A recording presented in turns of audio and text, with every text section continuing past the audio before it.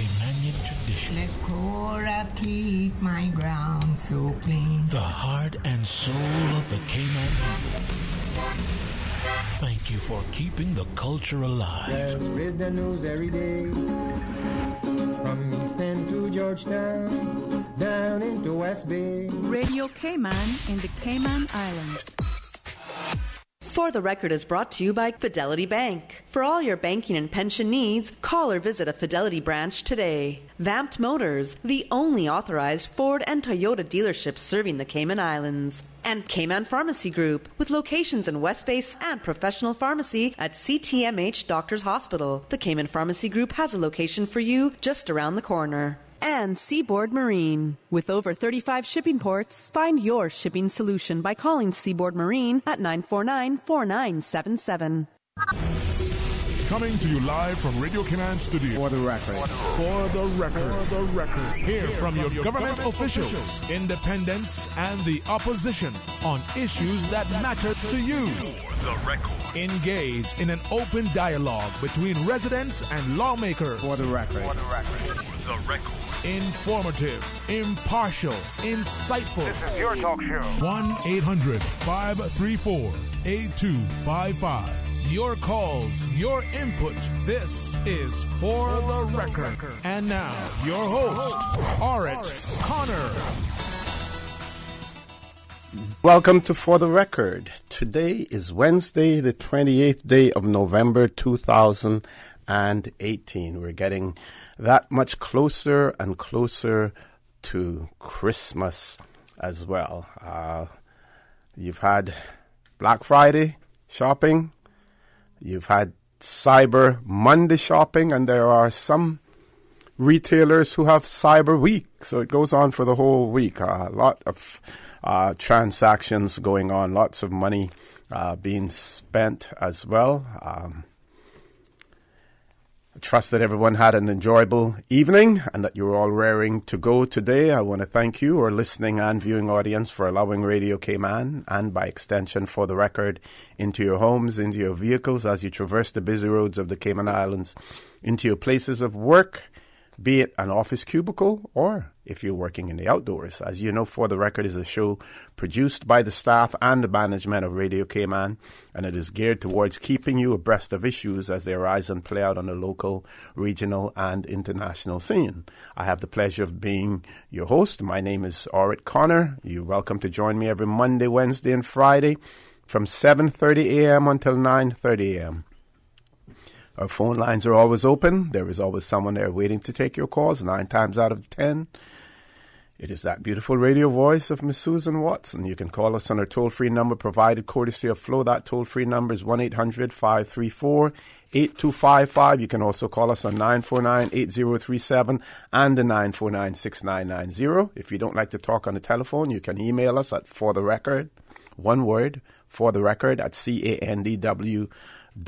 WhatsApp us on 925-3261. You can leave us a text message or send us a voice note. And of course, if you want to follow us live, just simply subscribe to Radio Cayman live stream. You follow us on YouTube by subscribing to Radio Cayman live stream as well. This morning, it is my pleasure to have in the studio with us Mr. Anthony Rich, who is the chair of the University College of the Cayman Islands Board of Governors. Also with us, we have Dr. Livingston Smith, who is a vice president and provost of the University College of the Cayman Islands as well. This morning, we will be discussing an event that will be held celebrating in celebration and in honor of President J.A. Roy Borden, J.P., at the University College of the Cayman Islands. So without any further ado, I'm going to introduce my two guests. I have introduced them, and I'm going to say good morning, gentlemen, and welcome to For the Record. Good morning. Hi, Happy to good be morning. here. Good morning. I know that you've been speaking on other shows on Radio Cayman as well. So this morning we want to change the format slightly in terms of how we're going to discuss things.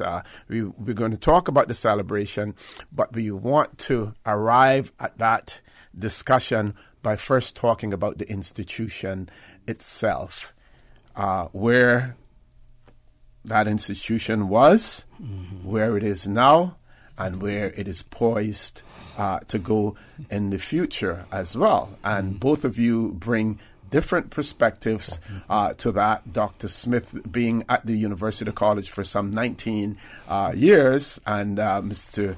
Rich now being the current chair of the UCCI Board of Governors as well. We'll start with Mr. Rich. Sure, thank you, OC, and happy to be here. Certainly a pleasant good morning to all listeners across the three islands. I'm happy to be a part of the University College of the Cayman Islands.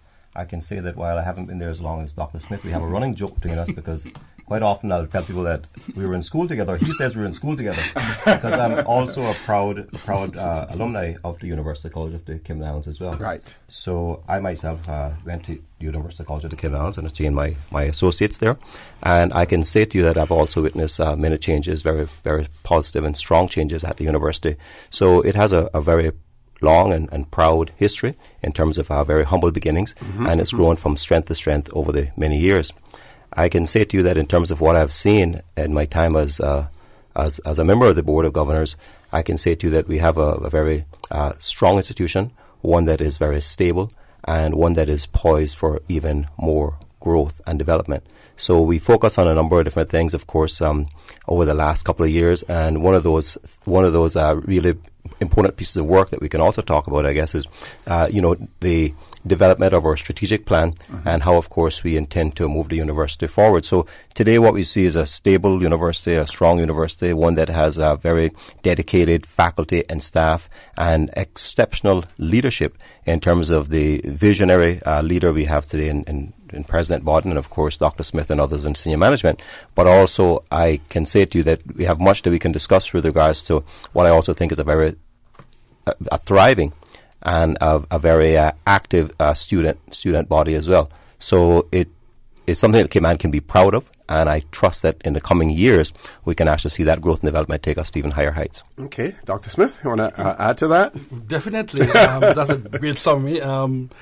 The institution has been evolving. You would know that it started out as a school that offered A-levels, and then it became a community college. In fact, when I came there, it was a community college, and then it evolved into a university college. It currently has about 1,200 students, different age range. We have young people, we have older working adults. We try to make the institution student-friendly. We offer a range of courses. We insist that we have one key institution on the Cayman Island, and therefore we try to offer something for everybody. All right? So if you want to be somebody who want to do TVET courses, we have that for you. If you want to go down the more academic line, we have that for you in our associate degrees. In fact, we want to make some more comments about the associate degree OC. It's a very, very strong alternative to other possibilities out there. It's a 2-year exposure to tertiary education. And when you end, you get a degree called associate. It's like a 2 years after you can get a bachelor's degree. All right. So we offer associate degrees in a range of areas: social sciences, the sciences, business studies, literary studies, nursing, teacher education, social work. So we have seen over time a definite qualitative and quantitative expansion of the institution. We also offer master's courses. We currently have a cohort of students who are doing the master's in human resource management, and very shortly we're going to be offering our MBA program with Rotman University of Canada. Yep. We also have OC, the Civil Service College, which trains civil servants in a range of different sort of matters. We have continuing education. We also have professional development courses. And so essentially, it's like a one-stop. Come there, what you want to do, we have it for you. And as the chair said, we also have a very, very world-class faculty, 3/4 of which have PhDs. And I say proudly that there are 10 members right now who are engaged in doctoral studies. They're very, very good schools, from University of London to University of Miami and so on and so forth. And when the students complete their work at UCCI, they go on without any difficulty to schools in America, in Canada, in the Caribbean, in England. There are quite a few persons, for example, who have left our science program here at UCCI, have gone on to UW and become medical doctors, some of whom are right now at HSA. Great. And we have students who have gone on become doctors in different fields. So the story, though, of UCCI needs to be told more frequently, probably more vibrantly, because we do have a good product there. And so we intend to do that. In terms of the philosophy of education that the university is grounded in, it is a holistic view that the student who comes should leave educated, should leave having depth in their field, but also having breadth in terms of what they know. So we try to expose students to education, really, which would mean some humanities and social sciences and so on. So you leave there, you come there to do some part of business, you come there to be medical doctor or the sciences. Yes, but that's great. But you learn about some literature also, appreciate literature, appreciate what goes on in politics, because all of these things are so integrated. We insist that education is really quite an integrated endeavor. Of course, there are persons who just want to do skill-oriented courses. That is also there, all right? So the school has really been evolving, and in bringing our current president into that, he came there with a vision to deepen that engagement, and has done so wonderfully. Now, you speak of the, for instance, the Civil Service College. Yes. Many of your courses are tailored around our local needs here in the Cayman Islands. Yes. So, for instance, the Civil Service College, tailored to address the needs of this the civil service, the public service. Indeed. And you see banking institutions, many other institutions whose staff come to the University College for courses as well.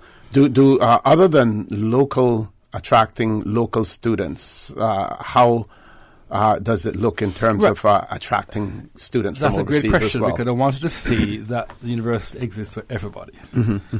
Principally, Caymanians come, but everybody on island, you are welcome to be a part of it.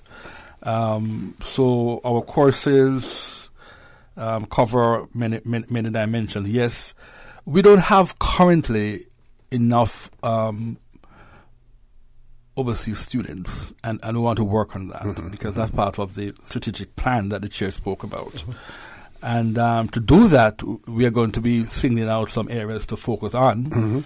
But we do have some students who come from different universities on a semester basis and things like that. We do have some who come to study there full time also, all right? But we want to have more of those students doing that in time, definitely. Okay. I'm going to... I really like a little controversy on here sometimes. Yes. And you don't have to answer this if you don't want to, and I'll answer it if you don't. But wouldn't it be nice? Would it be nice if the University College of the Cayman Islands could have the benefit of having the Truman Borden Law School under the umbrella of the University College, so that you have, just like how some universities have medical institutions attached to them, law schools attached to them. Would it be nice to have that? Wouldn't that make it much more attractive, as well to students locally and overseas if the two institutions were merged? We know right now that falls under the Attorney General's office, which is a unique situation. I've never seen that in any other jurisdictions where law schools. I shouldn't say I haven't seen it. I'm not aware of any other jurisdictions where a law school falls under the Attorney General rather than under an institutional setting, educational setting. Sorry. I'm certainly not as knowledgeable in terms of the history of the Cayman Islands Law School, really, but I can say to you that in terms of tertiary education, further education, it's something that I believe, fundamentally would be great in time to come, in terms of actually consolidation of resources, and also having the ability, as Dr. Smith spoke about, to offer within the University of Cayman Islands College setting a broader ambit in terms of those subject matters that are more readily available to students. So I do like the concept, and I think that ideally we ought to be looking for ways to not necessarily move to a single university setting in the Cayman Islands. I'm not suggesting that, but where we can to actually create an environment where we have over time growth in a much broader spectrum. And some synergies. And synergies being capitalized on, absolutely. Okay, we have to take a commercial break. When we return, the conversation with the chairperson of UCCI Board of Governors, Mr. Anthony Rich, and Dr. Livingston Smith, Vice President and Provost of the University College of the Cayman Islands, will continue. Please stay tuned. The Cayman Islands boasts of a long, colorful, and rich history. In tribute to our roots, Radio Cayman, the voice of the Cayman Islands, is pleased to bring you the Historical Vignette Series, sponsored by Cayman National Bank. Visit Cayman National Bank today for all of your financial needs. The Cayman Islands, he hath founded it upon the seas.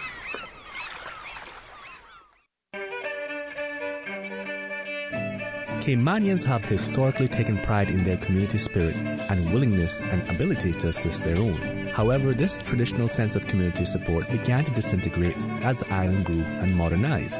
Recognizing the need to assist, under the lobbying efforts of Miss Sybil Joyce Hilton, the Cayman Islands government created the Probation and Welfare Unit in 1964 with a budget of £2,240. The need for services continued to grow, and by the new millennia, social services were operating with a staff of 200 people and a budget of $12 million. Ms. Joyce, affectionately known as the Mother of Probation, successfully lobbied the government to make changes to the way juvenile cases were processed in the court system, helped establish a probation office as well as a juvenile court system, and became the first probation and welfare officer in the country. In 1968, Ms. Joyce was honored with the Cayman Islands Certificate and Badge of Honor and received the designation of MBE in 1978. In 2011, she was designated as a National Hero of the Cayman Islands, and in 2013 was honored as Youth Services Pioneer by the Cayman Islands government.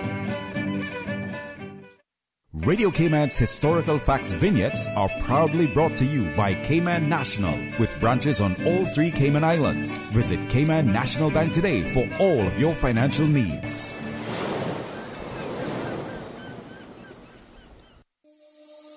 It's more than what we do. It's who we are. We were your official bank of the quincentennial celebrations in 2003. We were your Bank of the Year 4 times. We were voted as the inaugural top employer in 2010. We were the inaugural Business of the Year awardee in 2017. Who are we? We are Cayman National, your local bank, proudly serving you for over 40 years. It's because of you that our journey continues.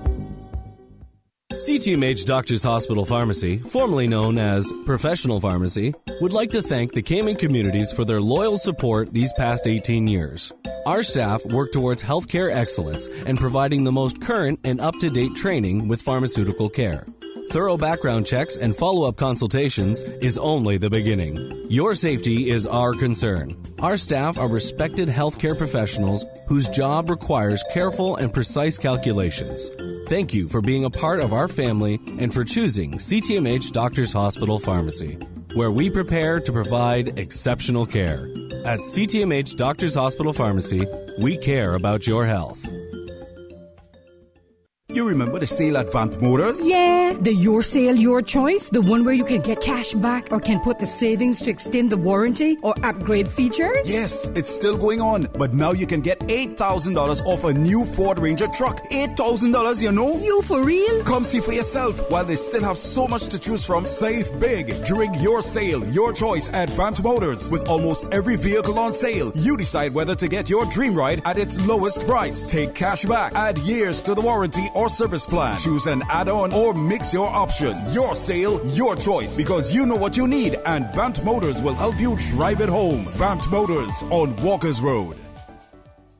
A trip to New York City is the experience of a lifetime. Starting this December, Cayman Airways will be offering daily non-stop flights from Grand Cayman to New York City. That's right, Cayman Airways is going daily to New York City starting this December. Stroll through Central Park or take in the bright lights of Times Square, enjoy a Broadway show, or visit museums, the Empire State Building, and so much more. Whether you're visiting for business or pleasure, you'll fall in love with New York City. And daily non-stop flights from Grand Cayman aboard Cayman Airways starting this December. For details and to book, call Cayman Airways reservations at 949-2311. Contact a travel agent or visit CaymanAirways.com. Motorists are being advised of roadworks today from 9 a.m. until 4 p.m. on the Chris Global Roundabout, which intersects the Eastleigh Tibbetts Highway and Lime Tree Bay Avenue. The inner lane of the Chris Global Roundabout will be closed. Drivers are being asked to proceed with caution as roadworks continues. That's the closure of the inner lane of the Chris Global Roundabout from 9 this morning until 4 this afternoon.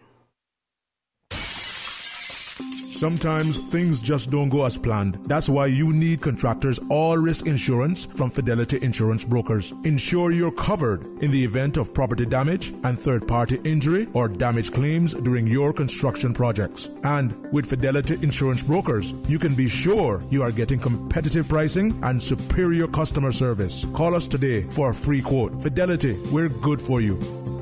System 1 loaded. 1-800-534-8255. What is on your mind when it comes to the government, independence, and the opposition? Issues that matter to you. 1-800-534-8255. Waiting to hear from you. For the Record with your host, Orrett Connor. Good morning and welcome back to For the Record. My guest in the studio with me this morning, we have Mr. Anthony Rich, who's the chair person of the UCCI Board of Governors. That is the University College of the Cayman Islands Board of Governors. Also with us, we have Dr. Livingston Smith, who is the Vice President and Provost of the University College of the Cayman Islands as well. We're discussing an event, the celebration in honor of President J.A. Roy Bawden, JP, that will take place next week. But we wanted to provide a nice setting for you in that regard, and we're basically talking about the University College itself, where it came from, where it is now, and where it wants to go as well. Just before the break, we were talking about the view as to whether the Cayman Islands, the Truman Bawden Law School, could be incorporated as a part of the University College of the Cayman Islands. We know that currently, I think that the Truman Bawden Law School is affiliated with the University of Liverpool, I believe, but I don't see where that should in any way be an obstacle to anything. But we've talked about developing synergies and everything else. So I'm going to throw the mic back over to the two gentlemen here. Yes, certainly synergies are very important. And currently there are students of UCCI who complete a course of study there and go on to the law school to pursue law. In fact, quite a number of attorneys in Cayman came through UCCI and went on to complete at the law school.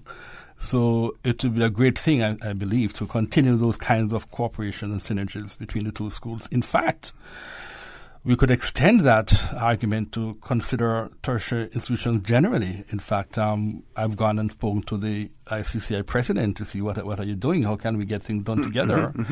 Our president in Lisbon has always been interested in conversing with the other leaders to see how can we ensure that we are not duplicating efforts, that we are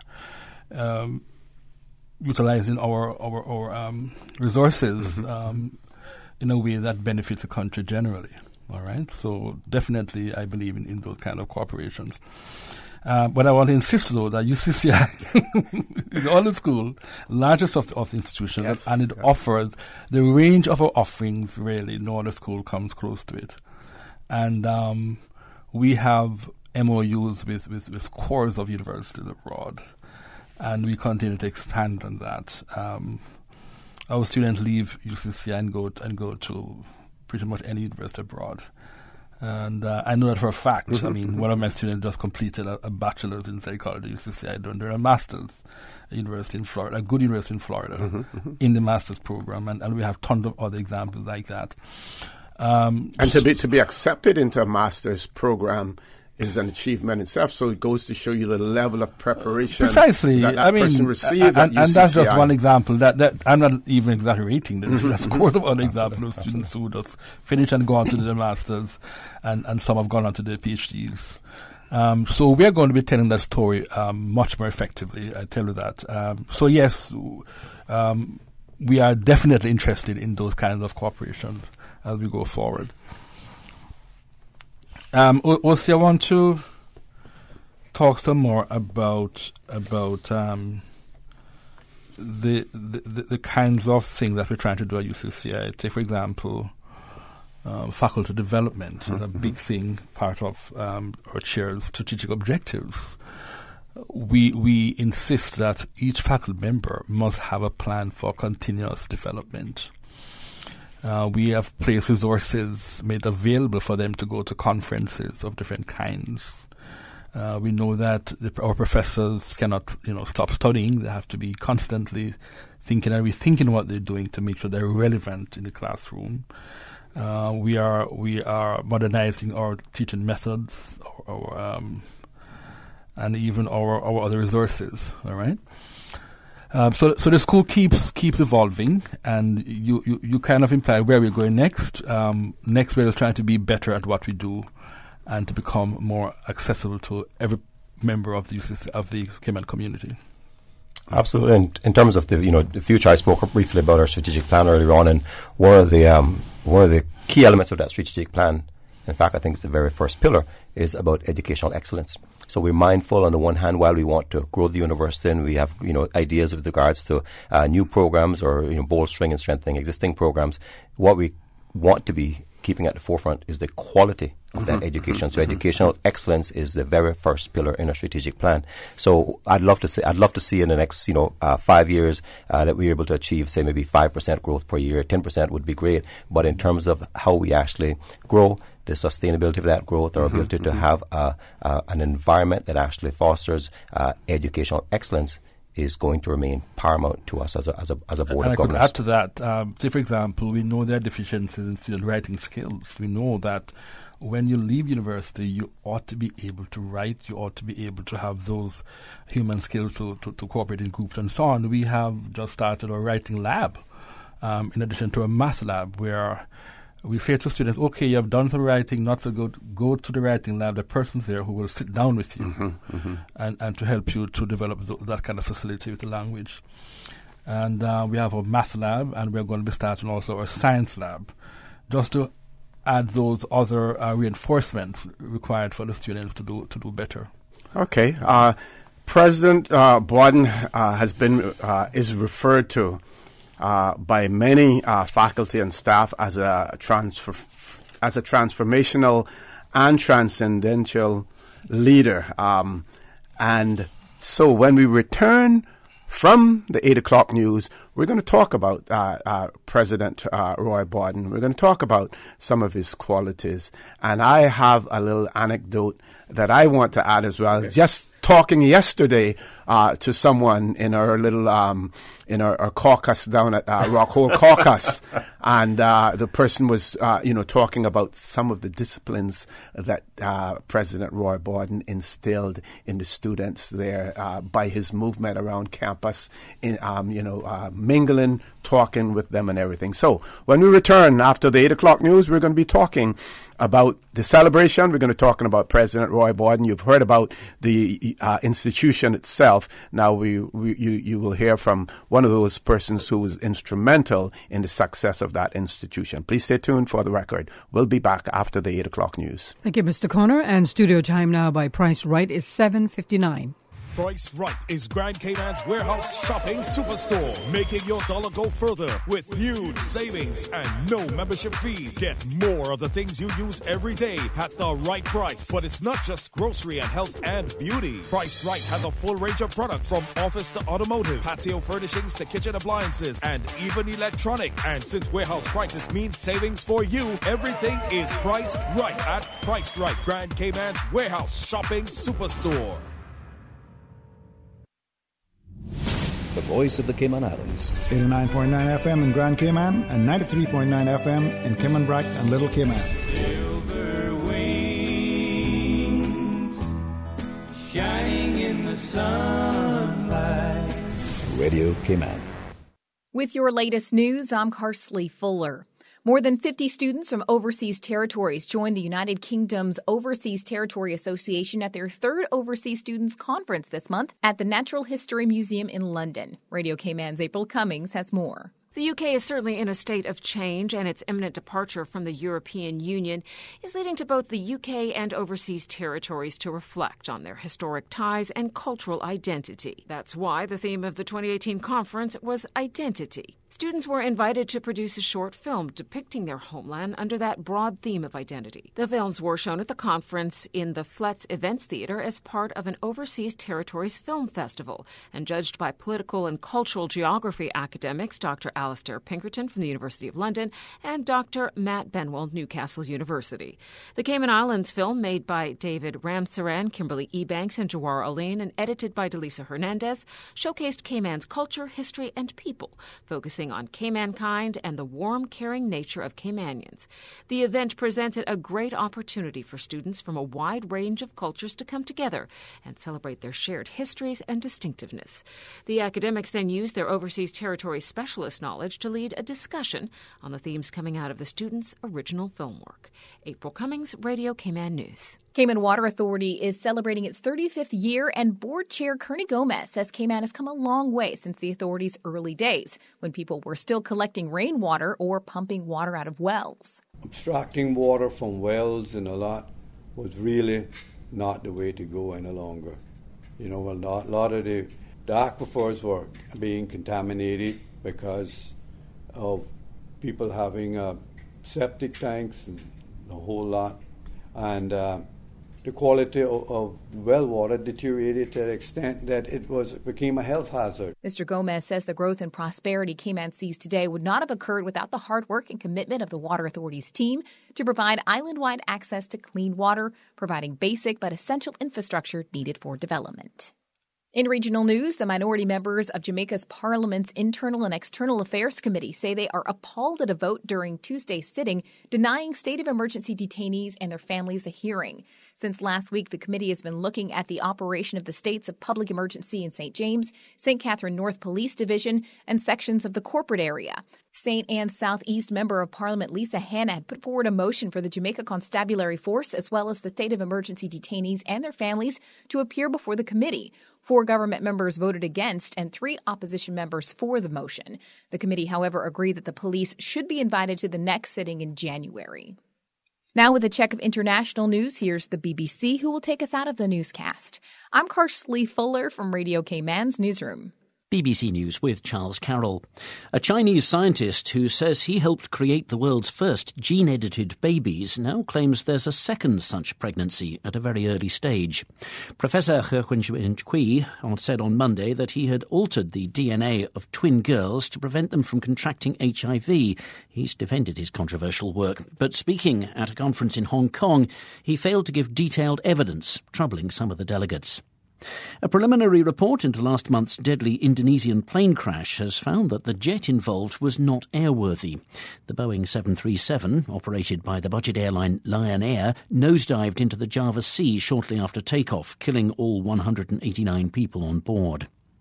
A high-ranking Sri Lankan military officer has surrendered after weeks evading arrest for allegedly protecting the chief suspect in the murder of 11 people during the civil war. He's accused of shielding a naval intelligence officer accused of the killings in the closing stages of Sri Lanka's separatist war that ended with defeat of the Tamil Tiger rebels 9 years ago. He's denied all the charges. Afghan officials say at least 15 civilians have been killed in an airstrike targeting Taliban positions in the southern Helmand province. A number of Taliban fighters were also killed.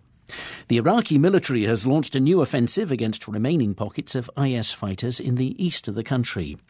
Georgians are voting in the second round of presidential elections. The runoff is between two ex-foreign ministers, one endorsed by the governing party, the other representing a group of opposition parties. And that's the latest BBC News. Access to information. What's happening in your community? News and information, music and more. You can find us. www.radiocayman.gov.ky. Like us on Facebook and follow us on Twitter. Radio Cayman is your choice, your voice for today's biggest news. Radio Cayman.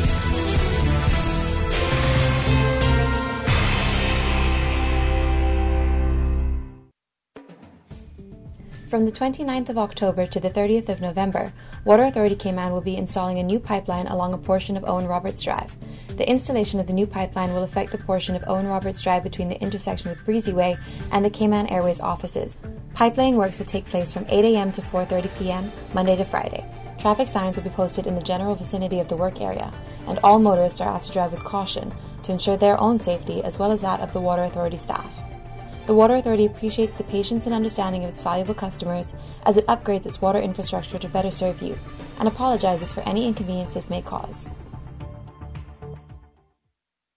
The University College of the Cayman Islands invites you to a soft launch of its Prior Learning Assessment Program, an initiative that seeks to help adult learners fast-track degree completion by awarding course credits for demonstrated college-level knowledge. On Thursday, November 29th at 6 p.m., join other adult learners and talent managers at the UCCI Sir Vassal Johnson Hall for a special keynote presentation, networking opportunities, and delicious treats. Visit the official UCCI Facebook page for details.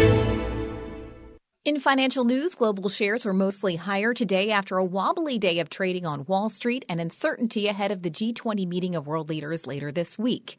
Keeping score, France's CAC 40 was up 0.4% in early trading at 5,004, while Germany's DAX also added 0.4% to 11,350. Britain's FTSE 100 rose nearly half a percentage point to 7,049. U.S. shares were set to drift higher, with Dow futures adding 0.3% to 24,809. S&P 500 futures were up 0.1% at 2,686. Looking at Asia's day, Japan's benchmark Nikkei 225 rose 1% to finish at 22,177, while South Korea's Kospi recovered 2,108 points, up 0.4%. Hong Kong's Hang Seng added 1.3% to 26,682, while the Shanghai Composite gained 1.1% to 2,601. In energy, benchmark U.S. crude rose 65 cents to $52.21 per barrel. It fell 0.1% to $51.56 in New York on Tuesday. Brent crude, the international standard, added 70 cents to $61.10 a barrel. In currencies, the dollar edged up to 113.86 yen from 113.48 late Tuesday in Asia. The euro fell to 1.1280 from 1.1340. I don't have time to understand this whole social media thing. And I definitely don't have the in-house people to manage my social media advertising. Relax. Yellow Media Group can help. But I don't even know how to run ads on social media. It's all right. Yellow Media Group delivers real results for social media advertising. Let our Facebook certified experts and over 50 years of advertising experience do the work for you. That sounds wonderful. I'm too busy running my business. Exactly. Let Yellow Media Group be your social media team. We'll create a custom plan specifically for your business so that you can focus on your business. Perfect. How do I start? Call 949-7027 or go to www.yellowmediagroup.com/Cayman Social. Yellow, we know social.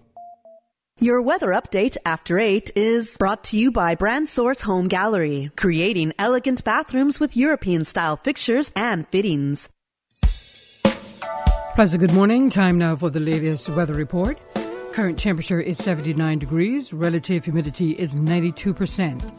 Barometric pressure 29.94 inches and rising. The winds are calm. Overnight low temperature was 74 degrees. Synopsis indicate isolated showers along with moderate winds and seas expected across the Cayman area today as a cold front moves over the northwest Caribbean and weekends. Fresh winds and rough seas are expected tonight as the cold front dissipates and the high pressure builds over the northeast Gulf of Mexico. Radar images show scattered showers northwest of the Cayman Islands, moving towards the southeast. The forecast for today calling for partly cloudy skies, becoming cloudy at times, with a 30% chance of showers, and temperatures will rise to the mid to upper 80s.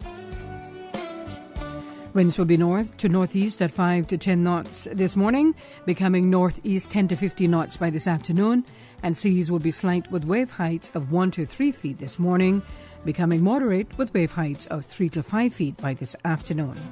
Tonight, expect partly cloudy to cloudy skies with a 30% chance of showers and temperatures falling to the low to mid-70s tonight. Your winds will be northeast 10 to 15 knots with higher gusts, and seas will be moderate to rough with wave heights of 4 to 6 feet. Small craft should exercise caution over open waters. We're presently at a low tide, and the next high tide will be this afternoon at 2:30, and a low tide again tonight at 9:25. Sunset 5:44, sunrise 6:42, and the outlook is calling for similar weather conditions through Friday morning as the cold front dissipates east of the Cayman area. Your weather update after 8 is brought to you by Brand Source Home Gallery, creating elegant bathrooms with European-style fixtures and fittings. Brand Source Home Gallery has been appointed the exclusive Cayman supplier for Duravit bathroom products. Duravit is the leading international manufacturer of bathroom ceramics, tubs, and showers, recognized around the world for beautiful, functional products. Winner of top industry awards, Duravit collaborates with leading European designers to provide the most elegant and innovative bath products. If you're ready to bring style, comfort, and innovation to your bathroom, visit Brand Source Home Gallery to see the new Duravit showroom and meet the in-house bath designer. Whether you're planning a functional family bathroom or a personal spa retreat, browse the Duravit collection and be inspired. Brand Source Home Gallery, delivering a new standard in custom designed bathrooms. Brand Source Home Gallery, Dorsey Drive, Industrial Park. Good morning once again. Time now to take a look at what's happening on our roads. Busy traffic coming from the east on Shamrock Road as well as on the Linford Pearson Highway. Some extra patience needed this morning as you move on down the road. And steady traffic coming off of Bobby Thompson Way. And traffic is also busy on Crew Road and off the Linford Pearson Highway and Agnes Way. Steady traffic. Moderate flow of traffic in and out of Georgetown on Shedden Road, and little steady traffic on Huldah Avenue. Thomas Russell Avenue traffic moving on moderately, and light to moderate traffic flow coming from the West Bay four-way stop, and traffic moving on pretty good on Northstown Road. On the West Bay Road and for the Ritz, traffic is moderate in both directions. On Godfrey Nixon Way and Eastern Avenue, traffic moving along moderately. That's the very latest on your traffic. Join us again at about 10 minutes after 12. We'll update you traffic-wise. Have a good morning and buckle up. To facilitate late-night shoppers, the linen and electrical departments and the bathroom palace at International Lighting, Eds Plaza, North Sunway, will open from 7 a.m. until 8 p.m. Monday through Saturday until December 15th, and open late until 10 p.m. through December 24th. Spend $25 in-store and drop your name in the box, because 3 Cayman Airways tickets to any of Carl's destinations are up for grabs. Drawing will take place on December 21st. International Lighting, Eds Plaza, North Sunway. Telephone 949-5141. You can also check them out on Fridays and Saturdays from 6 a.m. to 6 p.m. at the entrance of the Buntung Church of God Chapel for loads of discounted items. Merry Christmas from International Lighting. Cayman National would like to invite you to their 16th annual Home for the Christmas event, Tuesday, December 4th at 6 p.m. at their Elgin Avenue location. Celebrate the meaning of Christmas and ring in the holiday season with charity donations and festive performances by UCCI Pandemics, the Cayman Arts Festival, and Dream Chasers Cayman. Light refreshments will be served. Join Cayman National as they bring the community together this December 4th at 6 p.m. for the Home for the Christmas event. In local sports, heads up Cayman, Special Olympics Cayman Islands bocce coach Nicole Thompson has been selected to officiate at the Special Olympic World Games being held in Abu Dhabi in March next year. Thompson has led bocce teams to 3 World Games, most recently the World Games in Los Angeles in 2015, as well as the Caribbean and Latin American Games. Coach Thompson is selected as one of the 16 international technical officials for the Games and one of only 2 officials from the Caribbean. Bocce is one of the most popular sports at the World Games, with more than 1,000 matches expected to be played over 7 days. A delegation from the World Anti-Doping Agency held talks with Russian authorities in Moscow today as it tries to access data which could mean more bans for the country's top athletes. Later today, the delegation will visit the Moscow laboratory at the heart of a vast cover-up of Russian doping cases in an effort to obtain computer data. And high school junior and football player Giovanni Calderon thought he was just going to an interview for a scholarship application. Instead, he got a visit from New York Red Bulls defender Aurélien Collin. Collin presented Calderon with a $5,000 college scholarship, tickets to the second leg of the Red Bulls Eastern Conference final against Atlanta United on Thursday, and a trip to the MLS Cup. Collin said one of his favorite aspects of his job is doing things like surprising Calderon. Initiating system. For information that matters. For the record, with Orrett Connor. Continues right now on Radio Cayman. Good morning and welcome back to For the Record. In the studio with me this morning, we have we have with us the chairperson of the University College of the Cayman Islands, Mr. Anthony Rich. We also have with us Dr. Livingston Smith, who's the Vice President and Provost of the University College of the Cayman Islands. We're discussing an event, celebration in honor of President J.A. Roy Borden, JP, that is taking place next week. And I gave you a little introduction before about President Borden being seen as being transformational as well as transcendental, that sort of leadership qualities bringing to the UCCI. Yesterday, talking, and I'm going to call the name because he doesn't mind. He likes the adverts as well. Lord Graham. And for those of you who don't know who Lord Graham is, Graham Rankin. Yeah. And we were talking about the college, and he said, let me tell you something. Roy Borden brought discipline to that school.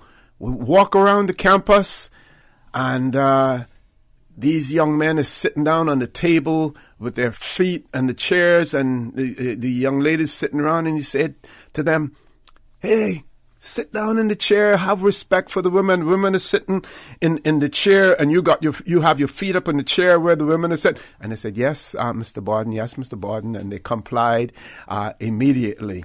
So that was one anecdotal experience that someone had with President Roy Borden as well. So let's talk about the event on Monday. I'd like to just touch on that, though. I think President Borden often speaks about the fact that he's 2 Ps, as he calls it at the university, president and police. And I myself have been there. Sometimes I have a son who's going to the university. I myself have been there and seen President Borden from time to time at the actual entry gate, just ensuring that students that are registered at the university are in fact those persons who are coming into the gates, and in some cases actually assisting the security guard with making sure that not only are we just monitoring those persons who are coming in, but also double checking the standards that they're bringing with them in terms of their attire, in terms of headphones, in terms of music, that type of thing. I can also say to you that I've personally witnessed President Borden speaking many times to students, and I think if I were to speak about those things that I'm going to miss most about President Borden, and him and I have had this discussion, it's really one of those things is certainly his connection with the students, that management by walking around in particular, and not so much in terms of faculty and staff, that's a given in terms of the job he's paid to do, but in terms of his connection, the connection he's actually been able to forge over the years with the student body, because he cares passionately, he cares deeply. And in terms of that discipline that Lord Graham speaks about, I have heard many stories as well. I have seen it. I myself, in some cases, have been walking from a meeting across the campus with him, and he say, "Hold on, Mr. Rich," and he'll walk over and speak to the students about sitting on the table, about a bit of music, and say, "No, we can't have that here." So on the one hand, while we want to have our rich student experience and something that's going to be memorable, we were all 18, 19, and can remember perhaps earlier college days. But I can say to you, on the one hand, while there's an environment that we want to foster that says it's going to be memorable and people are having fun because they're young, there's also that seriousness that comes from being in academia. And President Bodden, in terms of his own convictions, his discipline, his stature, he brings that with him, and that presence is going to be missed. And I challenge Dr. Smith and the others that are there to find a way to fill that void, to make sure that we don't lose that, because that's also something that's very special about the university. President Bodden has also said to me, and I'm hoping that many parents are listening today and are coming out on Monday, that in many cases parents have said to him, their children are there as students because of him. And I think as the stories are told, and we'll tell quite a few on Monday, of course, we'll get a more complete picture of the impact he has had, not just in terms of student life, but in terms of the stabilization and of course, indeed, the growth and the belief in the University of the Cayman Islands and what it's doing for tertiary education here in the Cayman Islands. Okay. And Dr. Smith, no doubt I'm sure that you've had an opportunity, over during your tenure at UCCI to partner with President Roy Bodden on many projects as well. Yeah, many different projects. And one of the excellent qualities of the president was that he was able to sit you down and talk. Mm-hmm. And he had the capacity to listen to you, listen to other faculty members, hear their ideas. And even though he always has brilliant ideas, he also says, "What do you think?" Mm-hmm. And then when we come up with something in mind, then he gives each person, each committee, the resource to go and get it done. And we're calling you to see if it is done, but he gives you the chance to at least get it done. And the president has brought many initiatives to the university. It's important to focus also on his scholarship as a person. Mm-hmm. He's a scholar, of very, very high quality. I keep saying, has written the most about the Cayman Islands. I mean, serious books, the Cayman history and politics and sociology and how the economy has evolved and so on. He has a book also on poetry, and a book on short stories. And he has one coming out soon. Yep. And he says that when he's through with that one, he's going to keep writing. So he has led by example in terms of his dedication to thought and writing, thinking through big issues and making those issues accessible to other persons.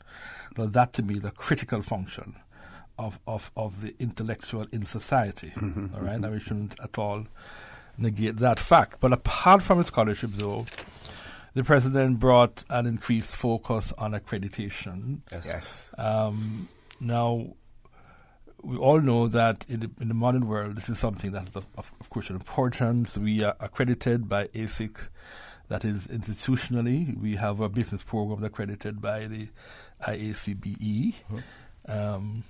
We have our nurses accredited by the Regional Accredited Agency, our teacher education program accredited. But we are not stopping with that. We are still moving towards getting the entire school accredited regionally and also by a U.S. body.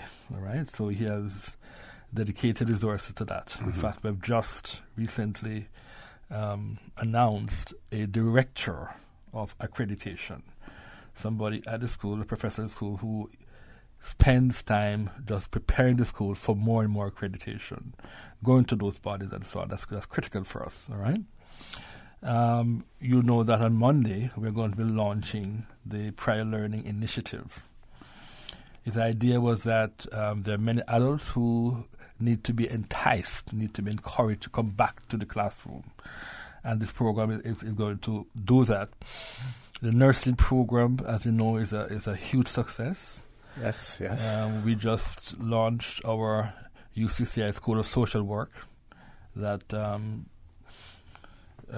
affords degrees in certificate, associate, and bachelor level. He spent quite a bit of time on STEM-related activities, that's a crucial one. And he also brought so much emphasis to the arts. Yes. So we say that what he did was to put an A into STEM. All its STEAM. And that's a big thing globally. So he says that, no, the sciences are important, but the arts and the science ought to go together to produce that whole person able to understand human behavior and human society. And, of course, he also has this program, also called Men of Standards program, used to say, where he thought that many young men needed to have more nurturing in the finer aspects of behaviors. And he used himself to do that as an exemplar of that kind of behavior. And he emphasized that we have to teach critical thinking skills. He also, of course, brought in the honorary doctorates.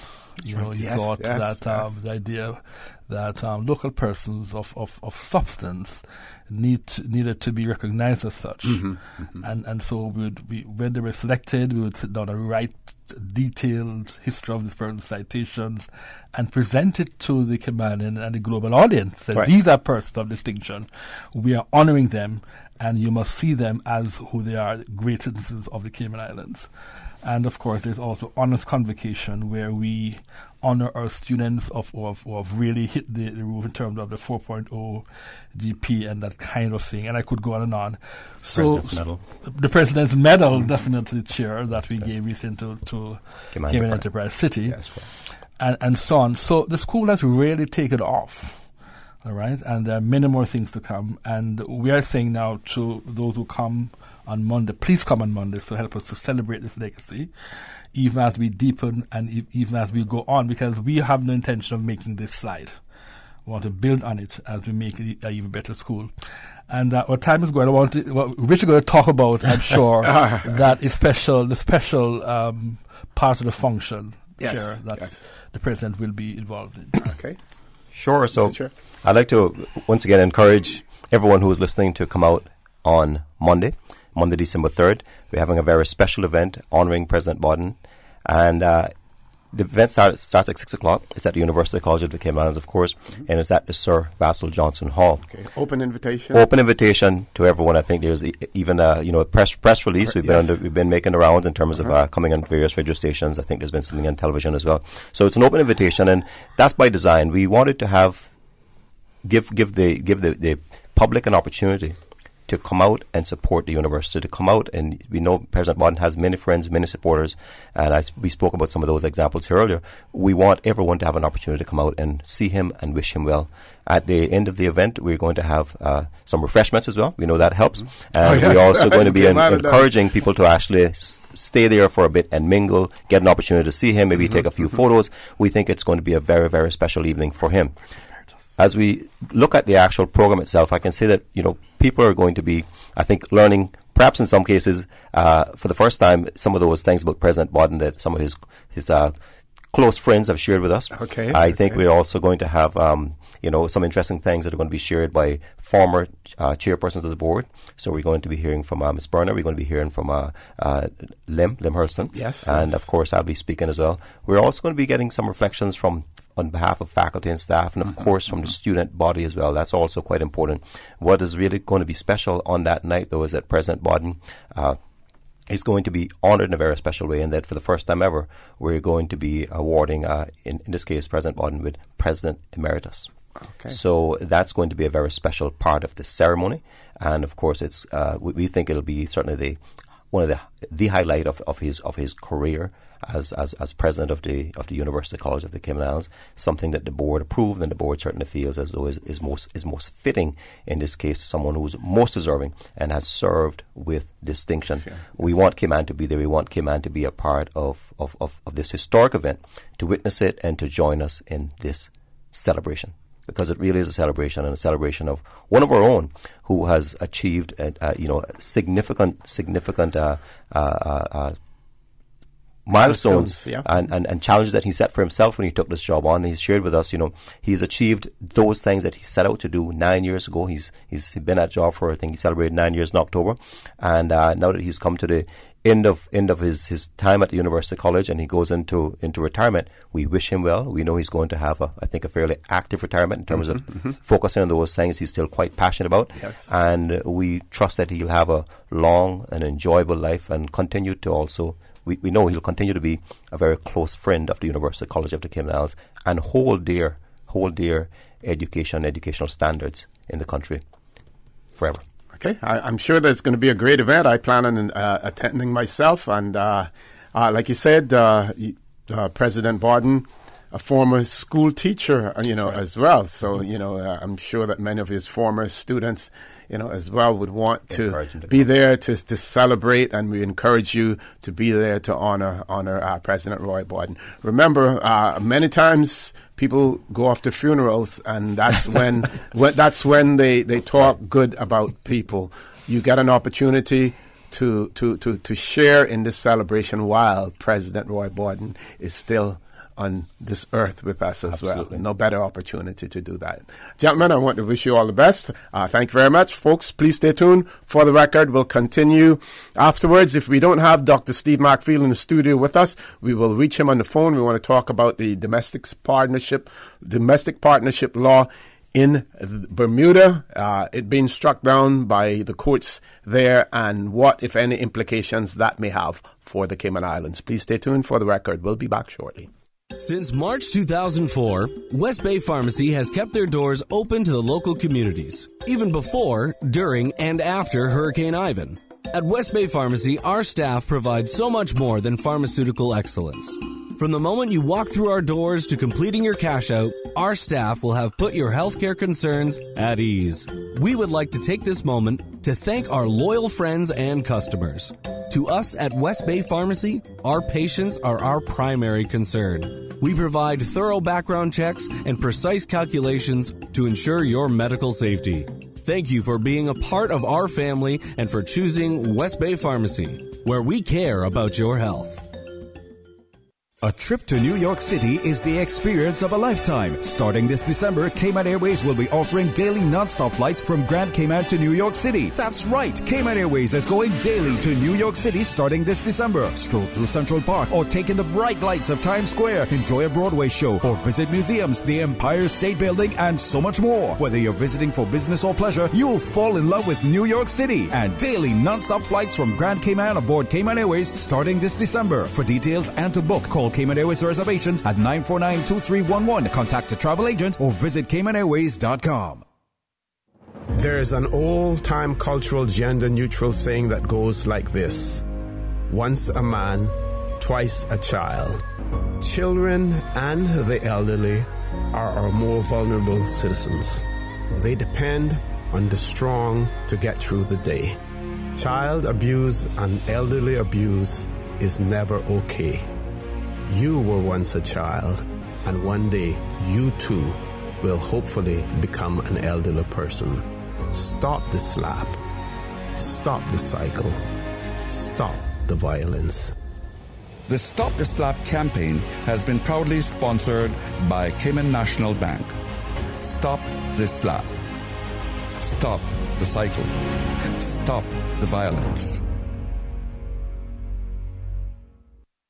I need a bank that is convenient for me. What do you mean? I need a bank that has easy to find locations and plenty ATMs when I need cash on the go. Oh, well, that's easy. You need to bank with Cayman National. They have 7 customer service centers and 23 ATM locations. The newest one is at the East End Post Office, and I hear there's more to come. Well, sounds like I need to bank with Cayman National Bank, the convenient bank, because they seem to be everywhere. Yeah, that's true. Cayman National is everywhere. Surely they are Cayman's convenient bank. Cayman National Bank. We're here for you.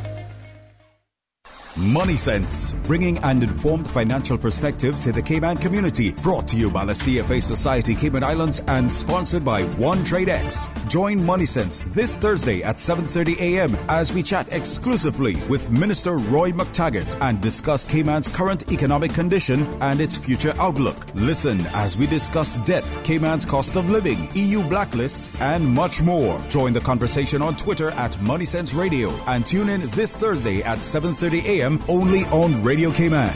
Money Sense, the only personal finance radio show in the Cayman Islands. Brought to you with the support of One Trade X. Motorists are being advised of roadworks taking place from 9 this morning until 4 this afternoon on the Chris Global Roundabout, which intersects the Esterly Tibbetts Highway and the Lime Tree Bay Avenue. The inner lane of the Chris Global Roundabout will be closed, and drivers are being asked to proceed with caution as roadwork continues.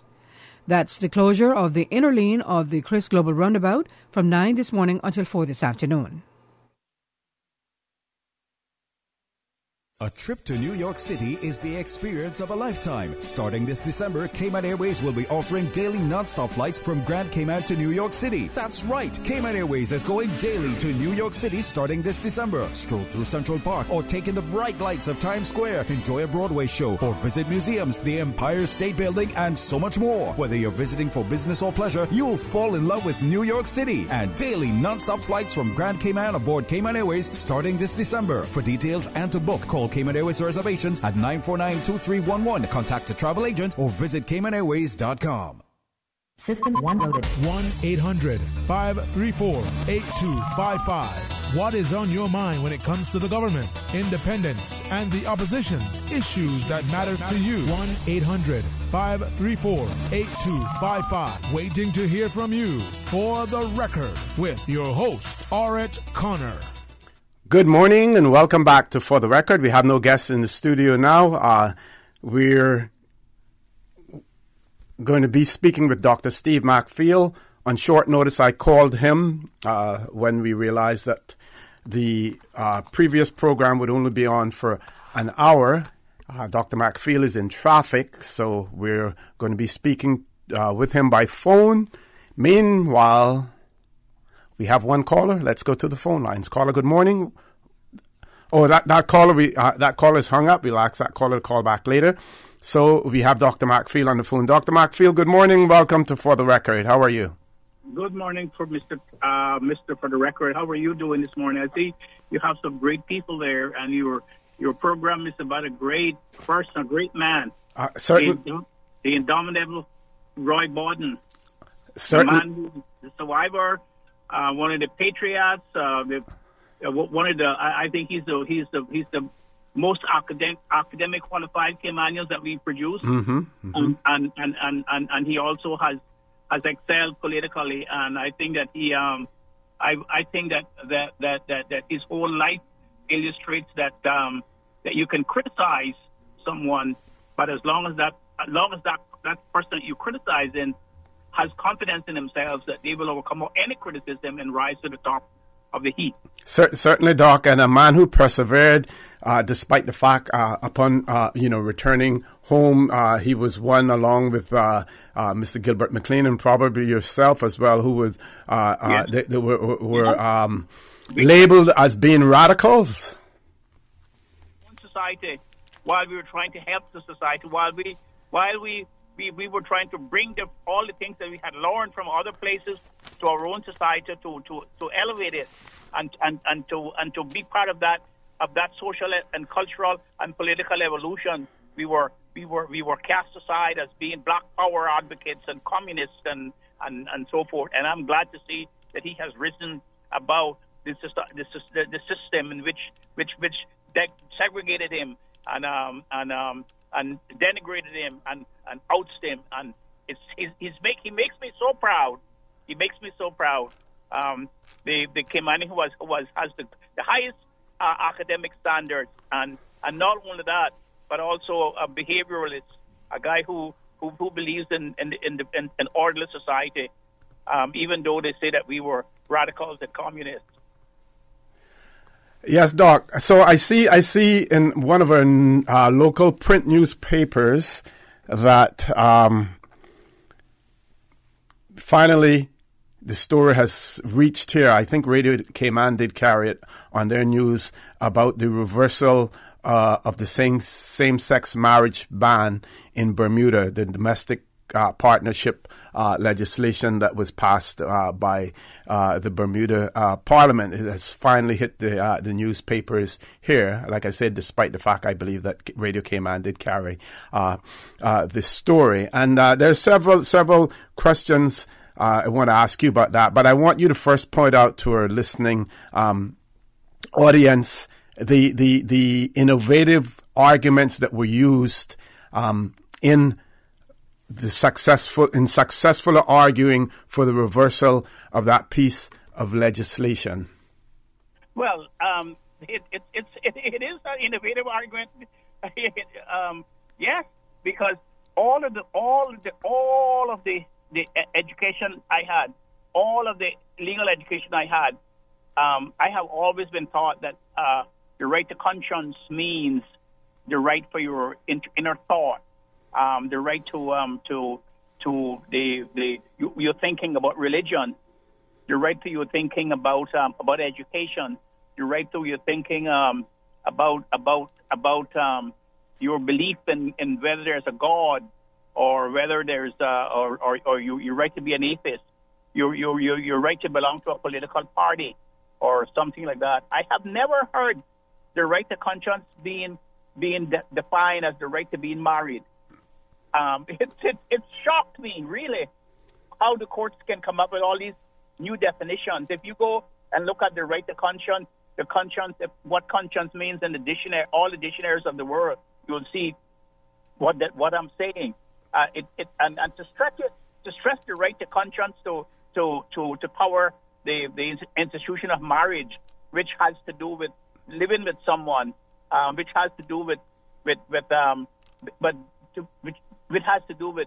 being legally being able to have sexual relationship with someone.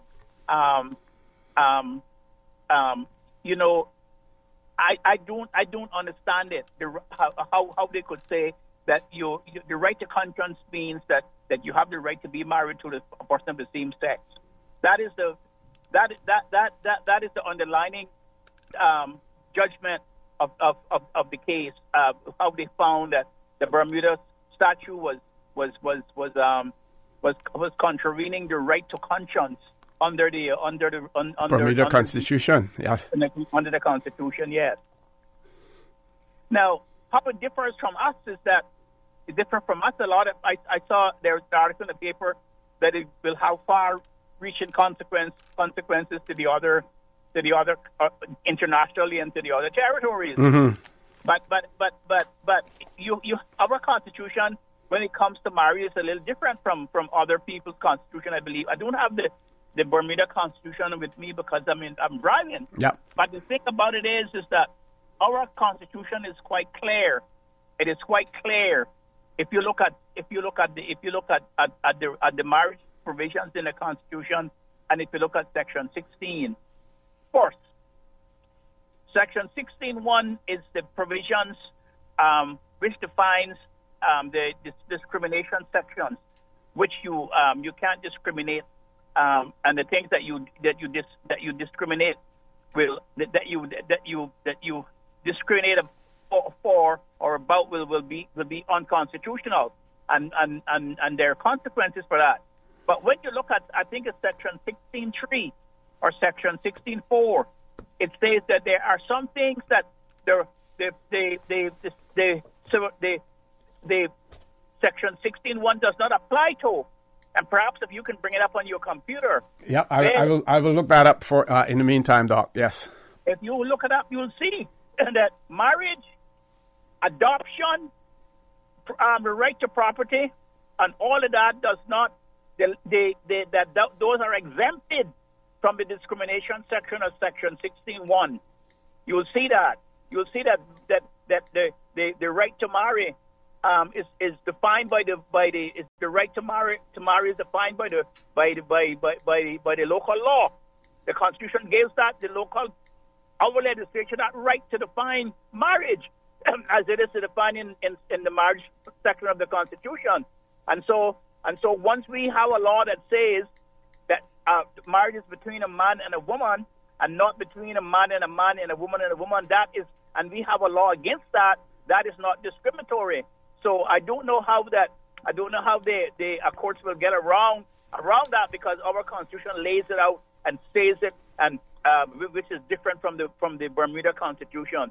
And if you could look that up, that would be a good starting point. So Doc, so then in terms of precedents, in terms of the ruling made in Bermuda, what you would be looking at more is what is contained in each constitution, as opposed to the fact that their argument in terms of freedom of conscience, as well as the other argument had to do with the religious nature of the legislation, and they went ahead and used and you hear in the U.S. arguments about Trump and his case of collusion and things of that nature, and they will refer back to what a person may have said, made remarks that a person may have made. They used the fact that ministers, members of government, had indicated that the decisions that they were making, the laws that they were making, had some religious grounding in it, were being done for religious purposes, and that was another of the arguments that was used as well. But if you, although the religious provisions in our Constitution does not have legal sovereignty, in other words, they cannot apply them legally. Mm-hmm. But our Constitution itself recognizes our religious beliefs as a Christian religion, right? And that means that we have in Cayman, we have the right to our belief that marriage is between a man and a woman, based on our own Christian religion. Although it's only a preamble to the Constitution, but our Constitution itself preserves our religious beliefs. So our Constitution that we have in 2009 is completely different from Bermuda Constitution and from many of the other constitutions around the Caribbean. Mm-hmm, mm-hmm. Okay, Doc, we have to take a commercial break. I hope that you can stay on the line. When we return, we want to continue this conversation with you.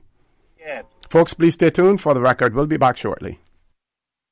You remember the sale at Van't Motors? Yeah, the Your Sale, Your Choice, the one where you can get cash back or can put the savings to extend the warranty or upgrade features? Yes, it's still going on, but now you can get $8,000 off a new Ford Ranger truck. $8,000, you know? You for real? Come see for yourself. While they still have so much to choose from, save big during Your Sale, Your Choice at Van't Motors. With almost every vehicle on sale, you decide whether to get your dream ride at its lowest price. Take cash back, add years to the warranty or service plan. Choose an add-on or mix your options. Your sale, your choice, because you know what you need, and Van't Motors will help you drive it home. Van't Motors on Walkers Road. Not all insurance is created equal, but who has the time to shop around? Take the guesswork out of your insurance coverage with Fidelity Insurance Brokers. Let us match you with the best coverage to suit your needs at a price to suit your wallet. Plus, get superior customer service from dedicated claims professionals to ensure speedy claims processing. Get your insurance through Fidelity Insurance Brokers. Call us today at 949-7822 for a free quote. Fidelity, we're good for you. A visionary leader, an outstanding educator, and a man of standard. Join the UCCI community as we celebrate the achievements of and bid farewell to President J.A. Roy Bodden, who is retiring after 9 years of dedicated service to the institution. Be a part of the historic event on Monday, December 3rd, 6 p.m. in the Sir Vassal Johnson Hall. Refreshments will be served. A man of standard. Matt Brown and Rita Estevanovich star in the Cayman Christmas Comedy Show. A gift from the CNCF to you. Yay! Christmas Comedy Show. I am excited. Well, I don't want to see it. Too bad. You're in it. Me in a show? It's the bestest, most festivus Christmas show ever. Coming to your district between December 11th to 16th. Visit Facebook/Cayman Culture for all the details. Yes, I am going. Definitely I am going. Initiating system. For information that matters. For the Record with Orrett Connor continues right now on Radio Cayman.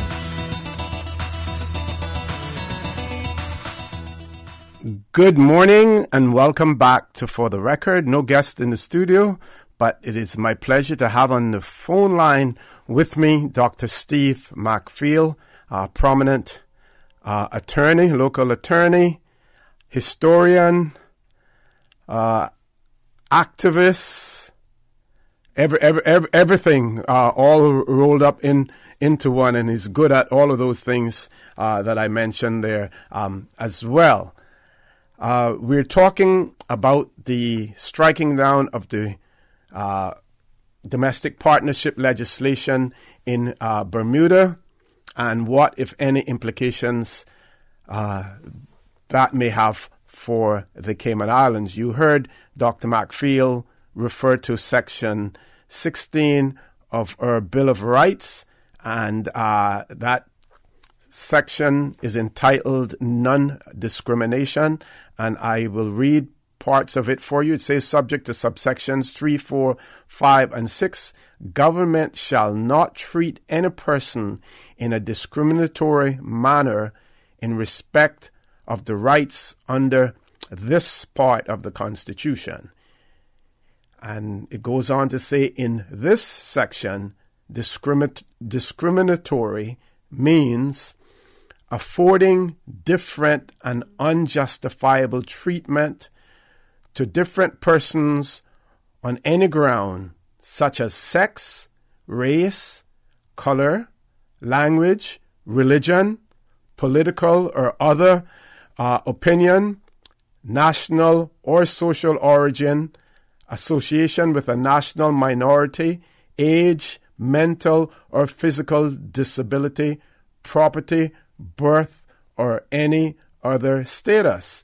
And it goes on to say, no law or decision of any public official shall contravene this section if it has an objective and reasonable justification and is reasonably proportionate to its aims and in the interest of defense, public safety, public order, public morality, or public health. And it goes on to talk about different revenues and things of that nature. So, Doc, that I think the relevant part that you wanted to talk about, where it talks about where it defines discriminatory. That's right. And if you look at Section 4C, and yes, I get stopped on the side of the road. Okay. So I could go and get my Constitution from I usually carry it around with me. If you don't have it in your head, you have it in your head already, really. Yes. If you look at Section 4C, you see? Yep. It's a Section 4, Section 1 shall not apply to any law so far as that the law makes provisions for the application of the case of persons of any such description of grounds as it mentioned in 2, mm-hmm. or of persons connected with such persons of the law with respect to adoption, mm-hmm. marriage, divorce, burial, devolution of property on death, or other like matters that is the personal law applicable to persons of that description. So marriage, the law of marriage, the law of divorce, the law of burial, the law of devolution of property on death, that means when you transfer your property by will or intestacy. Our laws that regulates that does not discriminate. Section 1 of the non-discrimination section. Mm-hmm. Mm-hmm. So that if we make a law, and we already have a law, because the Constitution says that the Constitution says that if you look at the marriage section, which is section let me see, I'm just marriage, section 14, which is Section 14. Section 14, yes. Government shall respect the right of every unmarried man and woman of marriageable age as determined by law, mm-hmm. okay to marry a person of the opposite sex and found a family. So that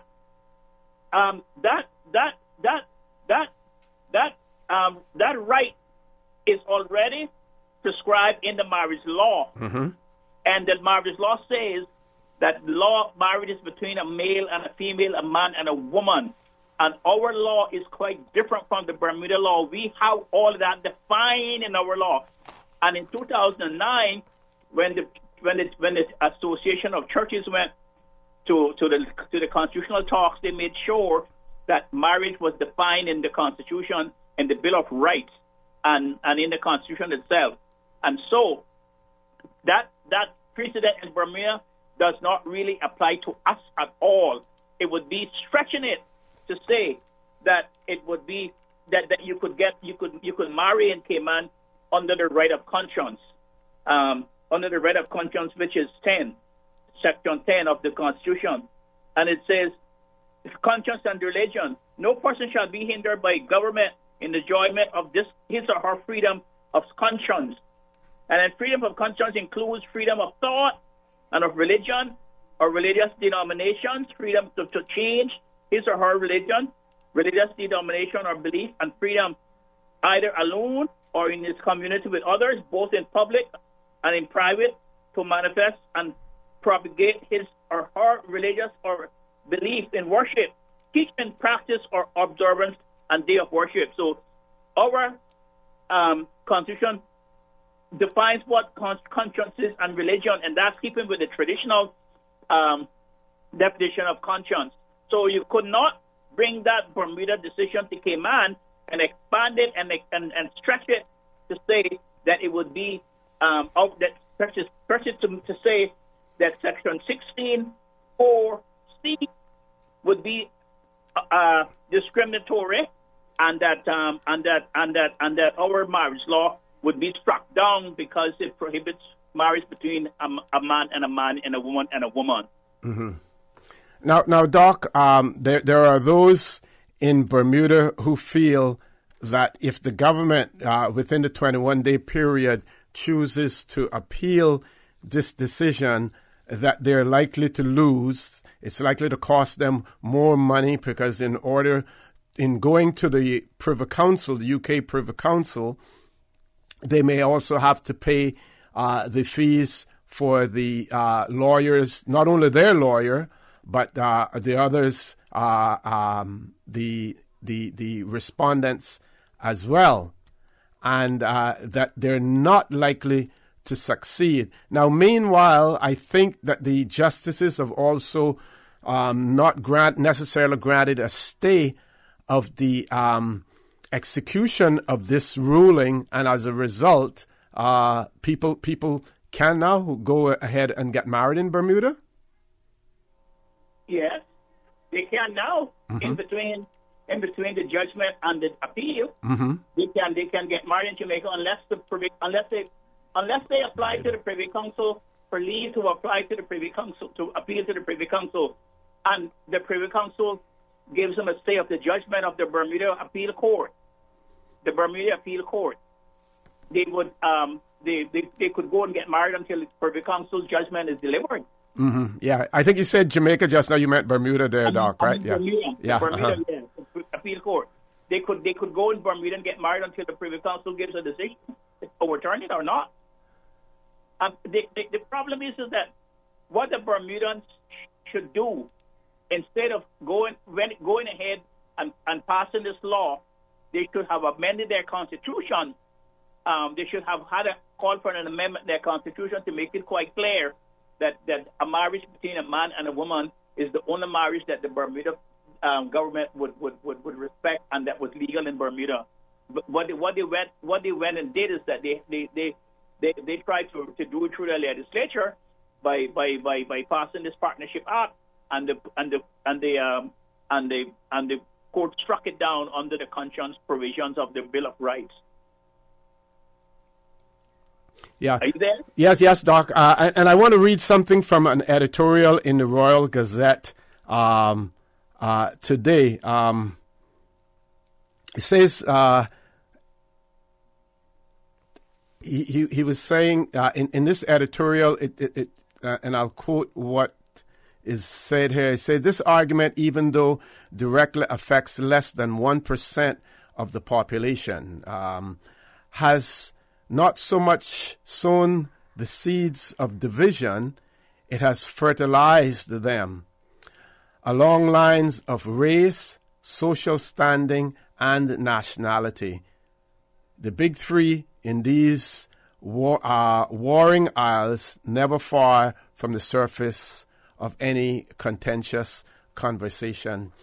That speaks to a similar situation that we're likely to have here in the Cayman Islands, where these arguments are going to sow seeds and fertilize seeds of division between the religious community, between those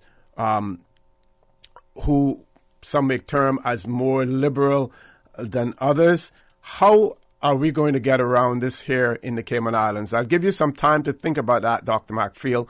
We have to go to our headline news at 9 o'clock. When we return, again, we want to talk about the implications for the Cayman Islands and what we think is likely to happen here in the Cayman Islands with from a judicial standpoint.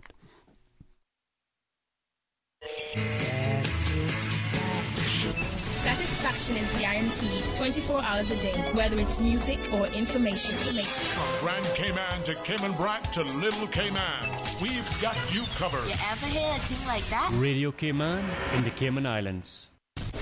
Radio Cayman. Headline. Radio Cayman's newsroom. Headline. These are the biggest stories right now. It's been 4 weeks, and so far more than 160,000 greens have been culled under the new Green Iguana Cull Project. That's more than 6,900 iguanas per day delivered to the Georgetown landfill between October 29th and November 24th. Green iguanas are a harmful invasive species. The UK will be poor economically under any form of Brexit compared to staying with the EU, according to a Treasury analysis. Official figures say the UK economy could be up to 3.9% smaller after 15 years under Theresa May's Brexit plan compared with staying in the EU. But a no-deal Brexit could deliver a 9.3% hit, new estimates say. And Indonesian investigators have said the Lion Air plane that crashed last month, killing 189 people, was not airworthy and should have been grounded. The Boeing 737 MAX plane crashed into the Java Sea shortly after departing from Jakarta on October 29th. A preliminary report has found technical problems had been reported on previous flights. Those are your headlines. I'm Carsley Fuller. Radio Cayman, the voice of the Cayman Islands. What's happening in your community? News and information, music and more. You can find us. www.radiocayman.gov.ky. Like us on Facebook and follow us on Twitter. Radio Cayman is your choice, your voice for today's biggest news. Radio Cayman.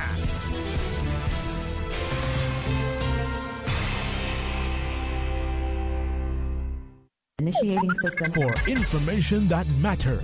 For the record with Orrett Connor. Continues right now on Radio Cayman.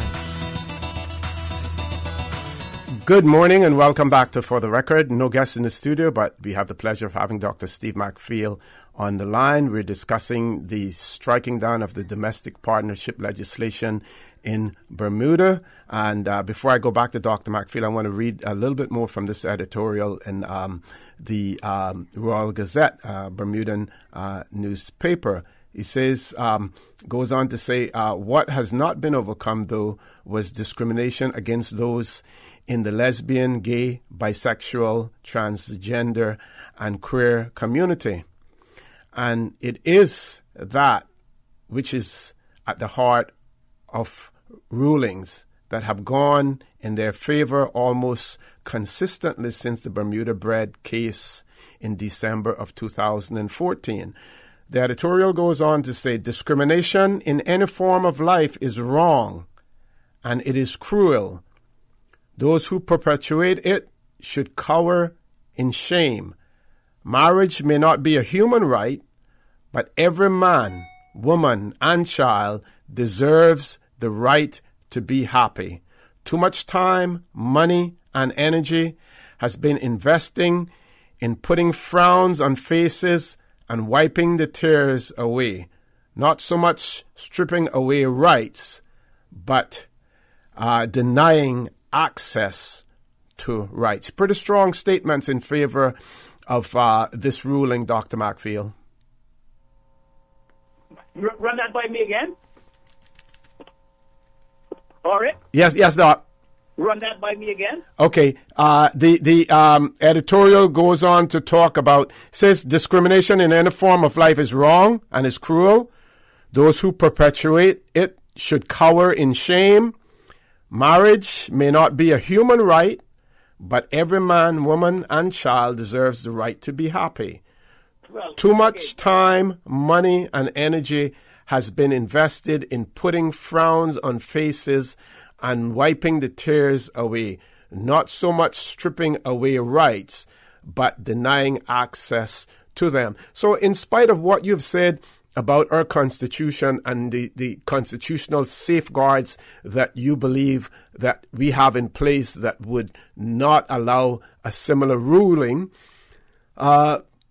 can the courts here come up with creative ways of interpreting the Constitution in order to pass this right on to the applicants?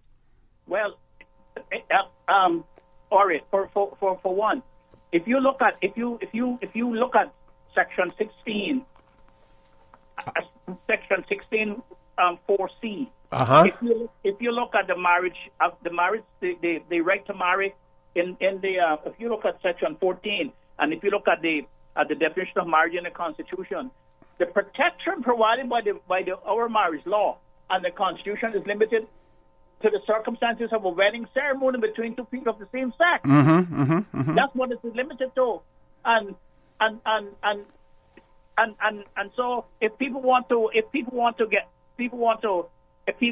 marry other than the marriage ceremony, they can go and do that.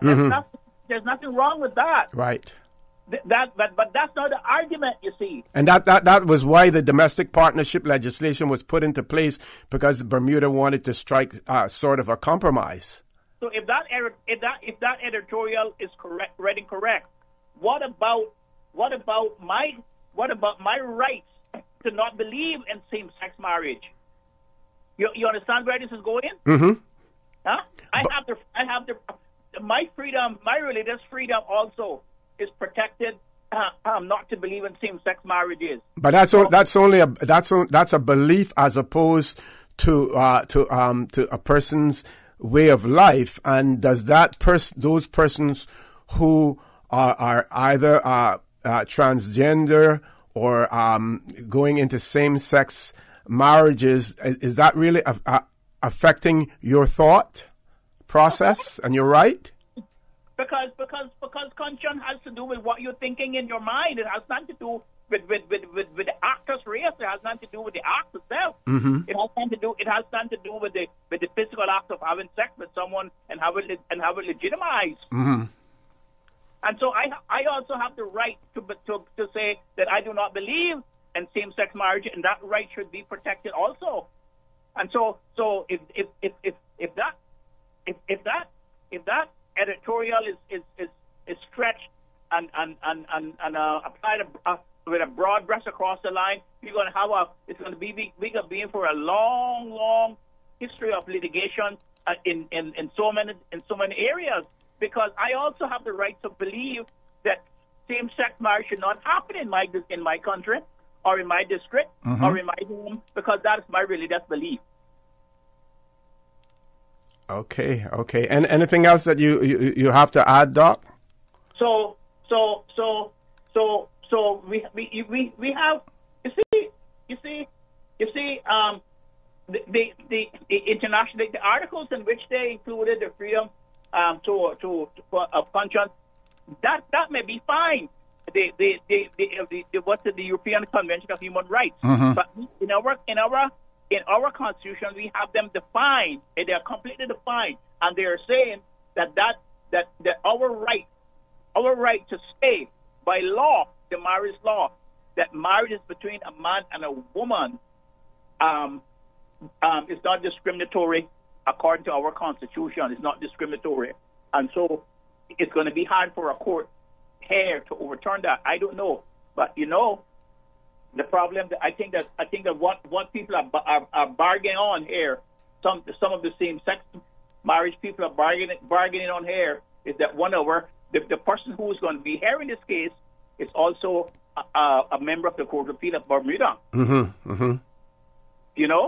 And it's going to be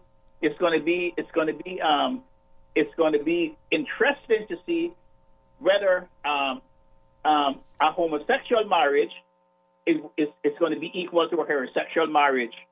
That is going to be something that I'm going to be looking for. I'm not going to say anything more about the case that's pending because it's pending. It's sub judice, and I do not want to, right. want to believe that I'm trying to influence the court one way or the other.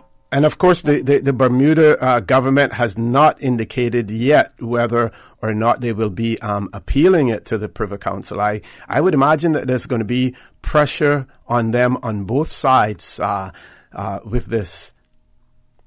Now, Doc, the political implications, we see the Theresa May government teetering now on the brink of collapse one way or the other because of the Brexit situation. What would happen if Labour were to take over and then you have the likes of the Chris Bryants who may then return to ministerial positions as well? What kind of pressure is likely to come then from on the overseas territories? Well, what they can do, they have the nuclear option. Mm-hmm, mm-hmm. They have the nuclear option, like what they've done with the registered disclosure. They can pass an order and come to that override our constitution and instill same-sex marriage in Cayman quite easily. That's what they could do. Mm-hmm. And it's something for us to think about and to have dialogue about because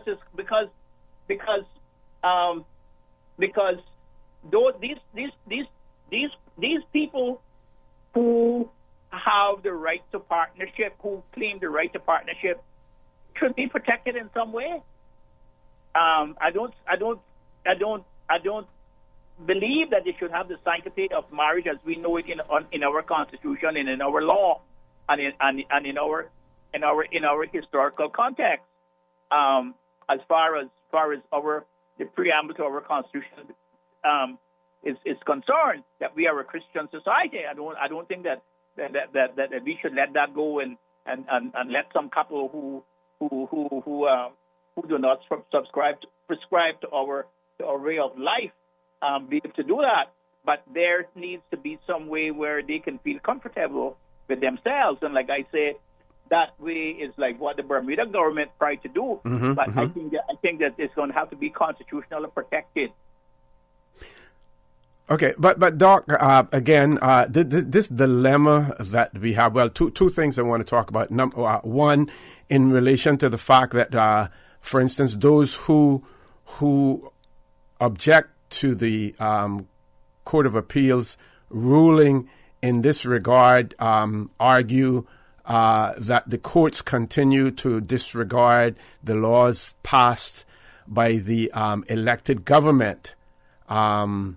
Yes. And that upheld the views of people, the majority of the people of Bermuda, that the union of marriage should be reserved for one man and one woman. But at the same time, what about those weighing those individual rights? The argument is that, yes, we have a right. We have put it in our Bill of Rights. We have put it in our Constitution.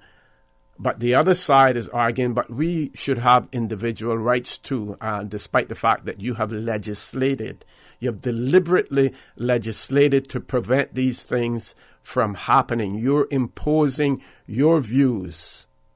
You're imposing your values on us, despite the fact that we may be in a minority. Well, Orrett, that is a debate that we are have to sit down and fashion. I don't know how it's going to. I don't know how it's going to, because it's a right on both sides. Mm-hmm, mm-hmm. You understand what I mean? It's a right on both sides. Yes. And how the Bermuda courts approached it through the right of conscience is hard to get around that argument. If it's not based on a constitutional argument. Mm-hmm. Remember now Mm-hmm. that the Bermuda court hasn't based their decision on a constitutional argument. It's based on ordinary law of the land. Yes, yes. You see, so and they base it on the right to conscience. Mm-hmm. So I don't know how we are going to do it. I think what you need to do, Orrett, is you need to have a program for a couple of days on your radio program sometime in the future with members of the church, with members of in society and the legal fraternity together. Mm-hmm, I think we have some sort of forum to get an understanding. An understanding, because I saw in some other jurisdictions where the churches the institutions who refuse to instigate and to respect same-sex marriages, their charitable positions were threatened. Yes, yes. Words, and things like that. So it is going to be. It's not a fringe argument, or it's a substantial argument that has to be solved. There has to come to some sort of conclusion where both sides are amicably interested in the outcome. Mm-hmm. I don't think that this is going to go away. Like the gay people say, it's not going to go away, and I believe them. They're not going to go away, because just like how as Christians believe people that marriage between a man and a woman, and they believe there are two sides, and I don't think that it's going to have to be the courts will never be able to solve this problem. To go to court to uphold one right against the next right, it's not going to be the solution. It's going to be to have a compromise between both people, and I think that the quicker that we start debating that and trying to come to a compromise, which is agreeable, like how we came to the compromise about our Constitution when we had a referendum or something like that. I think that's the best way to do it. Okay, Doc, I'm going to ask you if you can oblige us and stay on the line a little bit more. We're going to take one more commercial break because someone has sent in a WhatsApp question that is along the same lines that we're discussing before, but I want to read that to you and give you an opportunity to respond as well. Folks, please stay tuned for the record. We'll be back shortly. You remember the sale at Vant Motors? Yeah, the Your Sale, Your Choice, the one where you can get cash back or can put the savings to extend the warranty or upgrade features? Yes, it's still going on, but now you can get $8,000 off a new Ford Ranger truck. $8,000, you know? You for real? Come see for yourself. While they still have so much to choose from, save big during Your Sale, Your Choice at Vant Motors. With almost every vehicle on sale, you decide whether to get your dream ride at its lowest price. Take cash back, add years to the warranty or service plan. Choose an add-on or mix your options. Your sale, your choice, because you know what you need, and Vant Motors will help you drive it home. Vant Motors on Walkers Road. Radio Cayman Super Jam Show, the #1 drive time entertainment show on your radio. Sponsored by CIFA, Cayman Islands Football Association. Building a better future for Cayman football. Super Jam. Brought to you by Cayman Pharmacy Group with West Bay Pharmacy, Savannah Pharmacy, and Professional Pharmacy. The Cayman Pharmacy Group has a location for you just around the corner. Visit them today. You have no idea what you're up against. Kirk Home Center is your holiday season headquarters. From tabletop to 7-foot-tall Christmas trees, tree skirts, rugs, garland, and wreaths, to traditional lights and icicle lights for indoor and outdoor use, and LED outdoor scenic spotlights. Ornaments like shatterproof balls and treetop stars, and holiday accent pieces like candles, diffusers, and nativity sets, tablecloths, glasses, mugs, and more. Get it all from Kirk Home Center, your holiday season headquarters.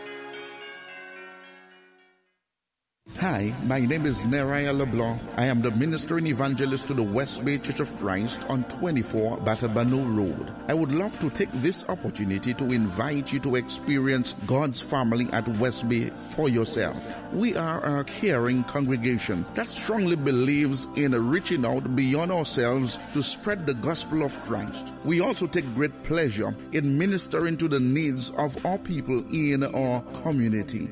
As God's called out kingdom people, we are in the business of transforming lives for the Master's use. For more information, you can visit our website at westbaycichurchofchrist.org or call us at 946-9294 or 917-1809. Declaring the word of the Lord. Cayman Islands Church of Christ presents Word of the Lord. Word of the Lord, heard Sundays at 6:30 p.m. on Radio Cayman.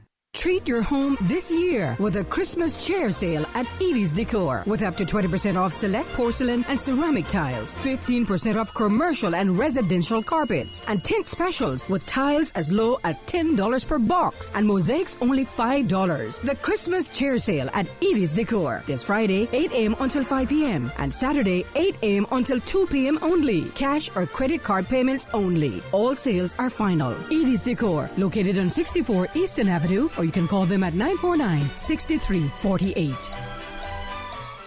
Initiating system. For information that matters, For the Record with Orrett Connor continues right now on Radio Cayman. Good morning and welcome back to For the Record. We are certainly quite grateful for Dr. Steve Macfield participating in this discussion with us this morning. Of course, he's on his way into work and he has pulled off to the side of the road, even though he has one of those hands-free phones.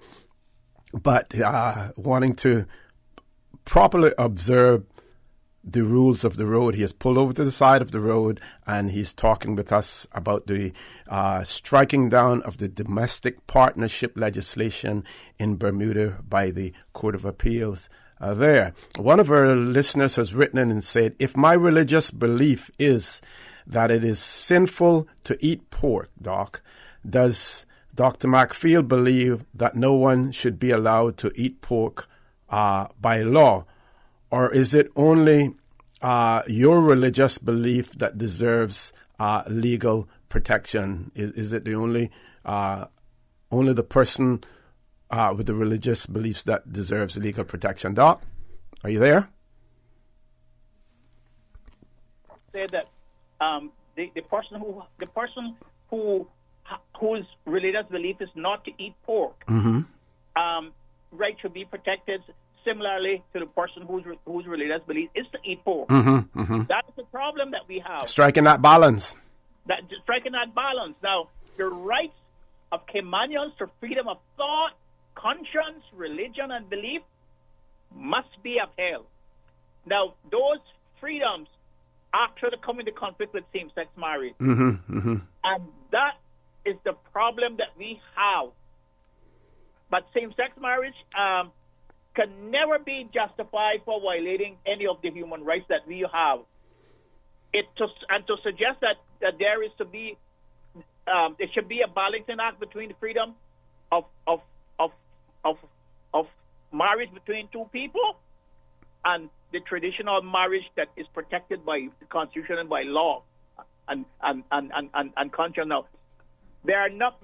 Let me give you an example. Sorry, there are a number of activities which are permitted by law in the Cayman Islands, but don't require condoning nor participation by others. For instance, gambling, the consumption of alcohol. They do not condone a participation by others, but you have the right to do them. So same-sex marriage it's also an example, and this balance has to be struck, because if we don't strike this balance, if we try to get this by litigation, we are going to be litigating this matter back and forth, back and forth, back and forth. And when one court say yes, the next court strike it down, and the people who are the Christian part of the society, they believe that freedom of religion and conscience are integral parts of our to the free society in which they live. And in just thought, they believe that they in such thought, the people who want the same-sex marriage people believe that that's hostile to their basic freedoms. So it's imperative that parliaments or the legislature do something to protect the rights of both sides on this equation. Okay, now, sorry, Doc, go ahead. Sorry. I don't know how they're going to do it. Perhaps there should be surveys or maybe referendum or something to define the consequences of redefining what marriage is. That is one thing that I say that we should get together and have some sort of debate on this, because it might be that we have to define what marriage is. What traditional marriage is. We have to define it now, because it's very clear now. Right. Yeah. Rather than just saying it's between one man and one woman, we have to expand that definition. Exactly. Okay. Now one more legal question for you, Doc.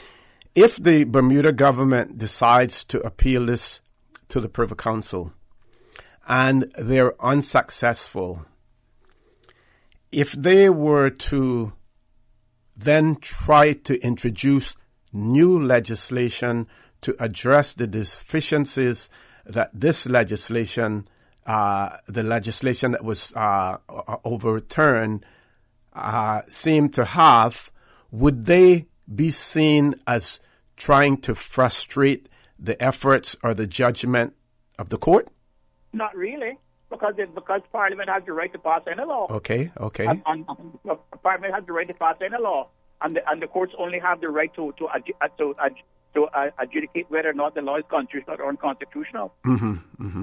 So this could go back and forth for quite a while until public sentiment and public opinion makes the final determination, and that would depend on which government is in power.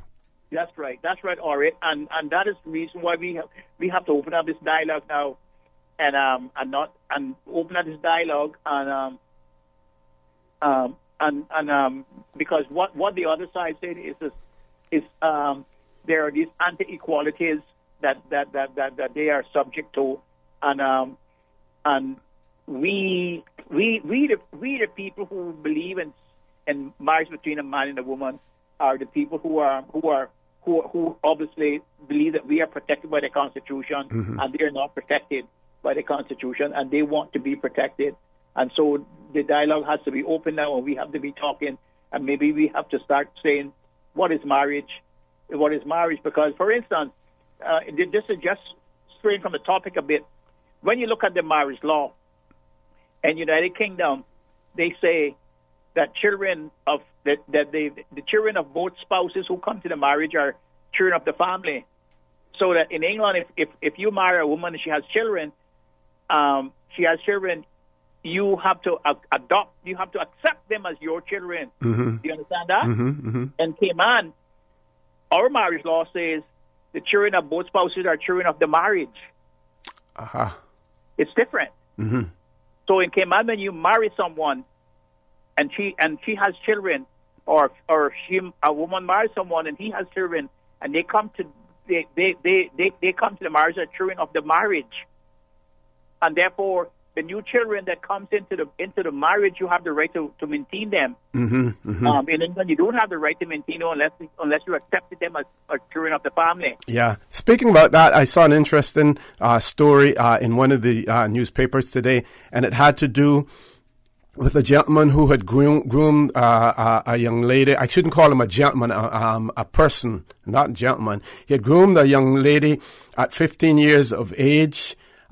She had been raped and impregnated, and the court, a council has now ruled that he has the right to visit and to interact and to see the child that was conceived by that rape. Very interesting. But that was just a local council. I believe that the courts are going to be dealing with it as well. Very interesting argument also there.